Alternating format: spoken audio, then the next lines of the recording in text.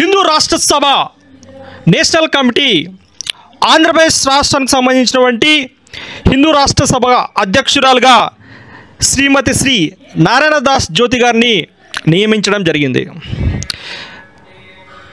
నారాయణ దాస్ జ్యోతి గారు తెలంగాణ రాష్ట్రంతో పాటు ఆంధ్రప్రదేశ్ రాష్ట్రానికి కూడా అధ్యక్షురాలుగా నియమితులవ్వడం హర్షణీయం. అలాగే రెండు తెలుగు రాష్ట్రాలలో సనాతన ధర్మం హిందూ సాంప్రదాయం పెంపొందించాలని దేవాలయాల సందర్శన చేస్తూ రెండు రాష్ట్రాల్లో కమిటీలను ఏర్పాటు చేస్తూ జిల్లా స్థాయిలో అలాగే హిందూ రాష్ట్రం యొక్క ఆశయాలను ముందుకు తీసుకెళ్లాలని నేషనల్ ప్రెసిడెంట్ గౌరవ శ్రీ సౌపర్ణిక విజేంద్రపురి, గౌరవ శ్రీమతి గాయత్రి చంద్రశేఖర్ గారు మరియు నేషనల్ టీం అందరికీ కూడా నారాయణ దాస్ జ్యోతి గారు కృతజ్ఞతలు తెలియజేశారు.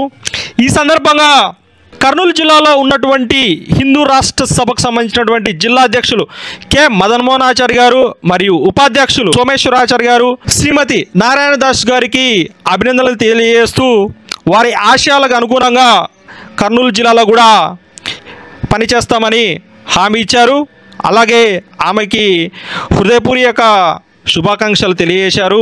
నారాయణ దాస్ జ్యోతి తెలంగాణలో వివిధ ఉన్నత పదవులను అధిరోహించారు.